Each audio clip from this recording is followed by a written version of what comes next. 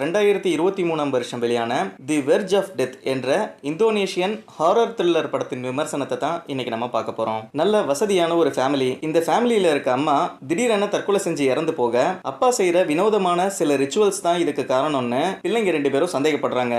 அதை உறுதி செய்யற வகையில தொடர்ந்து தீய சக்தியின் தாக்குதலுக்கு உள்ளாகுது அந்த ஃபேமிலி. ஒரு கட்டத்துல தப்பிக்கவே முடியாதபடி ஒரு தீய சக்தியோட பிடியில சிக்கியிருப்பத அந்த குடும்பம் தெரிஞ்சுக்கிறத தான் தி வெர்ஜ் ஆஃப் டெத் படத்துடைய மொத்த கதை. இதே போல கதையை கொண்ட பல படங்களை நாம பார்த்திருந்தாலும் ஓரளவு இந்த படம் கொஞ்சம் வித்தியாசமா இருக்கு. மான்ஸ்டர் கொலை செய்கிற பேட்டர்னை கடைசி வரை சஸ்பென்ஸா கொண்டு போனது சுவாரஸ்யமா இருந்தது. அதே போல வழக்கமான கிளைமேக்ஸ் ஆக்காம கதைக்கு ஏத்த வகையில படத்தை முடிச்சதும் எனக்கு பிடிச்சிருந்தது. நல்ல ஸ்கிரீன் பிளே, சவுண்ட் எஃபெக்ட்ஸ் பல இடங்கள்ல பயமுறுத்துச்சு. சினிமோட்டோகிராஃபி இன்னும் கொஞ்சம் நல்லா பண்ணிருக்கலாம். இருட்டுல படமாக்கப்பட்ட பல காட்சிகள்ல கோட்டை விட்டுட்டாங்க. கிராபிக்ஸ் காட்சிகள் நல்லா இருக்கு. அதிலும் குறிப்பா ஆட்டோட தலையை கொண்ட மான்ஸ்டரை இவங்க டிசைன் பண்ண விதம் ரொம்ப நல்லா இருந்துச்சு. தாராளமா ஒரு தடவை பார்க்கிறதுக்கு ஒருத்தான படம் தான். மறக்காம என்னுடைய